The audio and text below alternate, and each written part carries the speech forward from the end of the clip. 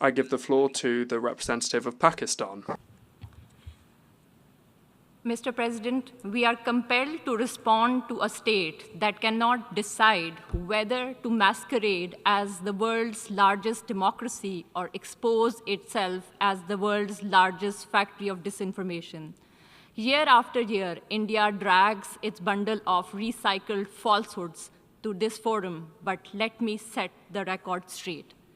India has become the only country that practices state-sponsored terrorism as policy at home and abroad. Its hypocrisy is well exposed. It cannot hide anymore its aiding, abetting, and financing of terrorism in Pakistan, its covert terrorist networks across the region and the globe, and its reign of terror in Indian-occupied Jammu and Kashmir.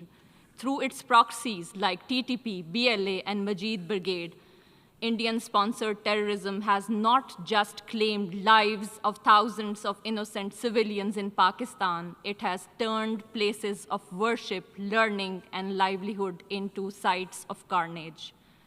Pakistan's sacrifices in the global fight against terrorism have for long been recognized by the international community.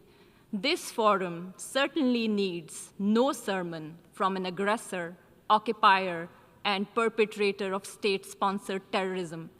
Pakistan not only condemned, but also called for credible, impartial, and independent investigation into Pahalgam incident. If India had nothing to hide, it should have agreed to such investigations.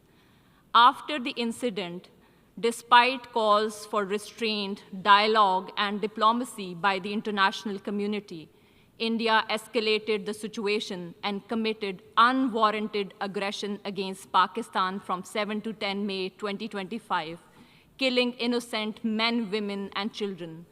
Pakistan has maintained a principled and calibrated approach before, during, and after the conflict, avoiding harm to civilian and civilian infrastructure.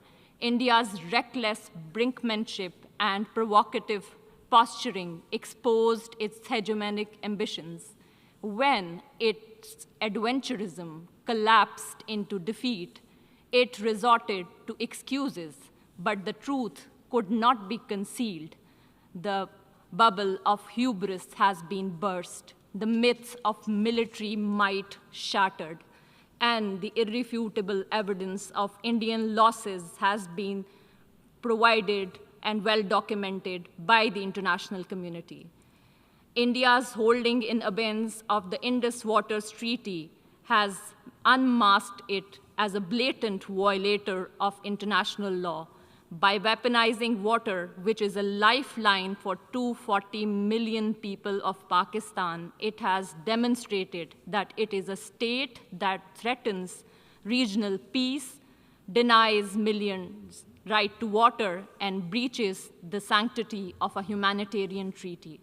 Mr. President, persecution of minorities has become state policy of RSS BJP dispensation. Muslims are lynched for their faith, Christians assaulted for their worship, Sikhs for their identity, and Dalits dehumanized for their caste. The world has not forgotten Gujarat, where thousands of Muslims were butchered under the state patronage. Delhi, when mobs rampaged while police looked away. Manipur, where hundreds were killed and thousands were displaced. India's record is written not only in blood, but also in words. Hateful rhetoric from the highest leadership, open calls for genocide, and a pliant media feeding bigotry. In incredibly intolerant India, Islamophobia today is institutionalized in law, normalized in politics, and glorified in the media. Beyond its borders, India bullies neighbors, blocks regional cooperation, exports violence abroad through extrajudicial assassinations, and funds proxies to destabilize the region. This is the face of new India. Islamophobia at home, aggression abroad, with Hindutva ideology at its core.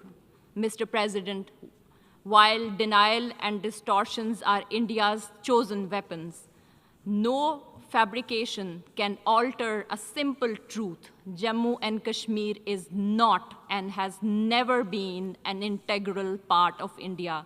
The resolutions of the Security Council declared Jammu and Kashmir as a disputed territory whose final disposition shall be decided by a free and impartial plebiscite to be conducted under the auspices of the United Nations. To sustain its occupation, India has deployed 900,000 troops, turning Jammu and Kashmir into one of the most militarized zones in the world. The outcome is tragically consistent. Imposition of draconian laws and thousands of fake encounters, enforced disappearances, unmarked graves, custodial killings, systematic sexual violence, and regular media blackouts. Since 5 August 2019, India has accelerated its settler colonial project through unlawful demographic engineering in a territory where decolonization remains unfinished. Mr. President, unlike India, Pakistan is committed to peaceful coexistence, mutual respect, and regional stability.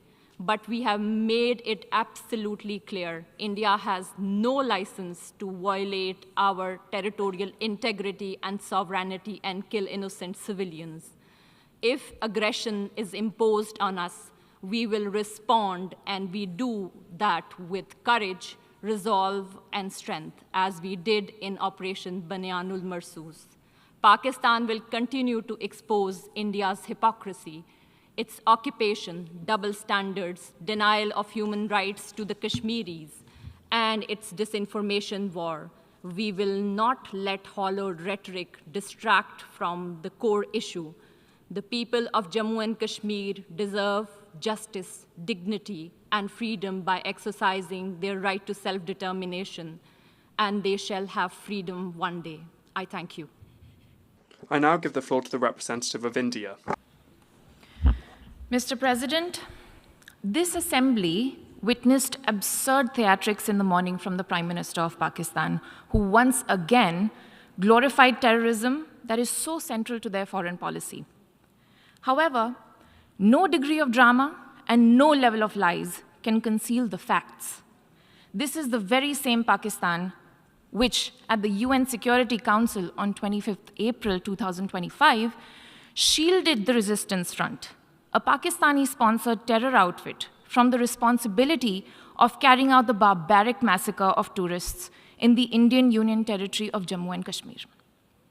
Mr. President, a country long steeped in the tradition of deploying and exporting terrorism has no shame in advancing the most ludicrous narratives to that end. Let us recall that it sheltered Osama bin Laden for a decade, even while pretending to partner in the war against terrorism. Its ministers have just recently acknowledged that they have been operating terrorist camps for decades. It should come as no surprise that once again this duplicity continues, this time at the level of its prime minister. A picture speaks 1,000 words, and we saw many pictures of terrorists slain in Bahawalpur and Muridke terror complexes by Indian forces during Operation Sindoor. When senior Pakistani military and civilian officials publicly glorify and pay homage to such notorious terrorists, can there be any doubt about the proclivities of this regime? The Prime Minister of Pakistan also advanced a bizarre account of the recent conflict with India. The record on this matter is clear.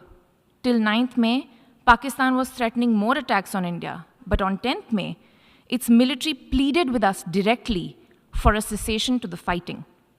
The intervening event was the destruction caused to multiple Pakistani air bases by Indian forces. The pictures of that damage are, of course, publicly accessible.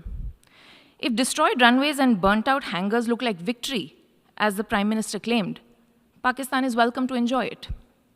The truth is that, as in the past, Pakistan is responsible for a terrorist attack on innocent civilians in India.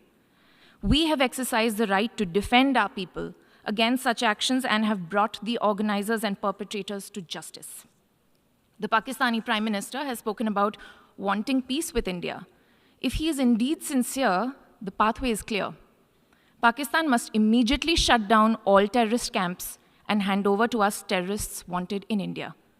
It is also ironic that a country which wallows in hate, bigotry, and intolerance should preach to this assembly on matters of faith. The political and public discourse of Pakistan reflects its true nature. Clearly, a look by them at the mirror is long overdue. Mr. President, India and Pakistan have long agreed that any outstanding issue between them will be addressed bilaterally. There is no room for any third party in that regard. This is our long-standing national position. Where terrorism is concerned, we are making it clear that there will be no distinction between the terrorists and their sponsors. Both will be held accountable. Nor will we allow terrorism to be practiced under the cover of a nuclear blackmail. India will never bow to such threats. India's message to the world is clear. There must be zero tolerance for terrorism. I thank you, Mr. President.